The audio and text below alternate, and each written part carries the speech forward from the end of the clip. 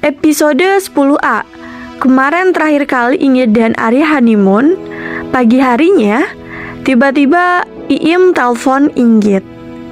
Terus Iim bilang, "Gue deg-degan, Inggit. Gimana?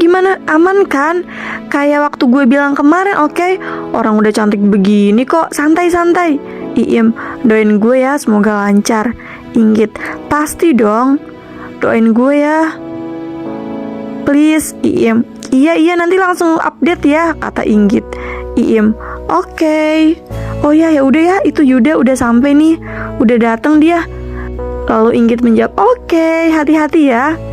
Lalu Yuda sampai di rumah Iim. "Yuda, hai. Kamu cantik banget." Iim, "Kamu udah yakin?" Yuda, "Kalau aku gak yakin, aku gak akan ngajak kamu ketemu sama orang tuaku hari ini. Kamu gak apa-apa kan?" Iim, "Gak apa-apa." Lalu mereka pergi ke sebuah tempat, yaitu pergi ke kafe. Di kafe sudah ada orang tuanya Yuda. Orang tua Yuda, "Gimana nih perjalanannya? Lancar?" Yuda, "Lancar mah, Pak." Orang tuanya, "Tumben nih Yuda ngundang mama sama papa makan. Hayo, ada apa nih?" Yuda, "Jadi gini mah, Pak. Yuda sama Iim kan udah pacaran cukup lama, dan kita berdua memutuskan untuk menikah, Mah, Pak." Orang tuanya, "Setuju banget, Yuda. Dan sebenarnya kita berdua udah tuker cincin. Aku udah lamar Iim." Orang tua, "Mama sama papa setuju banget. Yakin Iim mau sama Yuda? Anaknya manja loh." Yuda, "Mama kok gitu sih ngomongnya?" Iim, "Yakin kok tante. Dia baik, bertanggung jawab, tapi suka telat kalau jemput. Mama sama kayak bapaknya." Terus mereka makan bersama. Malam harinya, Karin bertemu dengan Pierre di sebuah kafe. Karin, "Pierre, aku minta maaf udah bilang kalau kamu itu penguntit di kampus." Pierre, "Apa?" Karin, "Aku ke Indonesia buat bisnis." Karin, "Iya, I know. Makanya aku minta maaf sama kamu." Pierre, "Baik." Terus memegang tangannya Karin dan bilang, "Gak apa-apa, Pierre. Aku tahu, aku dulu agak gila, tapi sekarang udah enggak. Aku percaya ada alasannya kita bertemu lagi. Sebenarnya aku mau nanya sesuatu sama kamu. Selama 3 tahun kita pacaran, apa sebenarnya kamu suka sama aku?" Karin bingung mau menjawabnya. "Jujur, aku gak tahu, Pierre. Kamu romantis, kamu sweet, tapi aku gak nyaman aja." Pierre, "Tidak apa-apa. Terima kasih sudah berkata jujur, dan aku percaya kamu akan menjadi orang yang jauh lebih baik." Dan Pierre mencium tangannya Karin dan bilang selamat tinggal. Lalu Karin menghentikan langkahnya Pierre dan bilang, "Aku minta maaf ya." Lalu Pierre pergi meninggalkan Karin. Pagi harinya, Inggit dan Pak Arya sudah di rumah. Pak Arya memanggil, "Inggit! Inggit, sebentar, tungguin Mas." Arya, "Iya, oke, gak apa-apa." Ternyata Inggit sedang melakukan tes pack di kamar mandi. Pak Arya, "Udah bisa belum?" Lalu Inggit membuka pintu dan bilang, "Enggak." Arya, it's okay, gak apa-apa. Kita coba lagi nanti." Inggit, "Tapi bohong, hamil." Haha. Lalu Mas Arya menggendong Inggit sambil berbahagia. Inggit, "Mas, ini bener kan? 2? Arya, "Iya bener. Kita kasih tahu ibu, kita kasih tahu teman-teman." Inggit, "Jangan, nanti dulu, jangan ngasih tahu siapa-siapa dulu, ngerti kan?" Arya, "Iya, oke. Hanya kita berdua, dengerin aku. Pokoknya kita sama-sama saling jaga. Aku akan lebih memperhatikanmu lagi. Aku akan jagain kamu semaksimal mungkin. Aku akan menjaga bayi kita." Lalu mereka berdua pergi ke rumah sakit dan melakukan ronsen.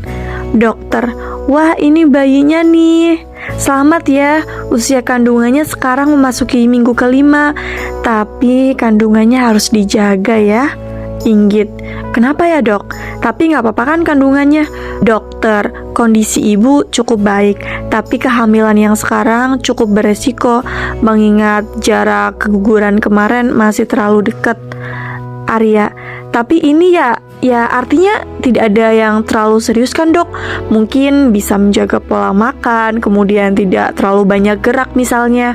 Dokter, betul pak. Arya, tapi nggak ada yang serius kan? Semuanya baik-baik aja kan? Dokter, iya, tapi tetap harus dijaga ya pak. Untuk makanannya dan Ibu Inggit jangan melakukan pekerjaan yang berat-berat. Arya, baik. Sampai di rumah, Inggit kelihatan sedih. Inggit, Mas, bilang ke ibu sama orang tua Mas Arya nanti aja ya.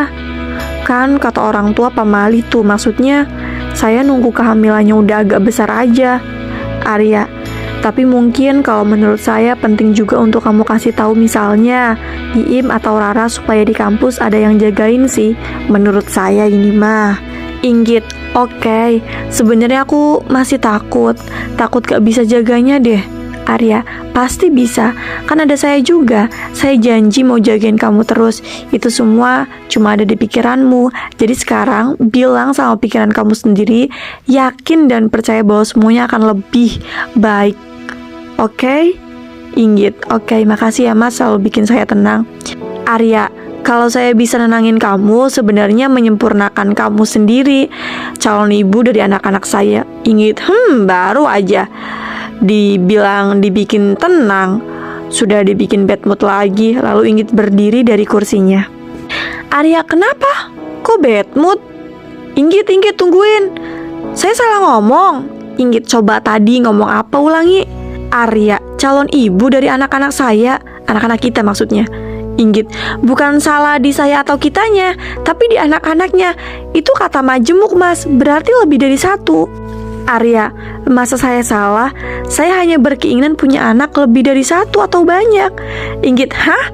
Ya nggak boleh lah, harus didiskusiin dulu sama saya mas. Saya kan yang hamil mas. Itu satu aja belum kelar, kelarin aja dulu. Gimana sih mas? Mas Arya kan enak cuma jadi donatur. Saya kan yang hamil, saya yang gendut, hormon saya yang berantakan. Mas pikir saya pabrik bayi? Arya, maaf ya, saya nggak bermaksud kayak gitu. Inggit, Mas Arya kayak laki-laki yang aku benci, maunya pabrik bayi aja. Arya, Inggit mau bikinin jus nggak? Inggit, enggak, maunya pabrik bayi, sambil menutup pintu kamar. Di kampus, teman-teman Inggit, tumben sih lo hari ini makannya banyak banget.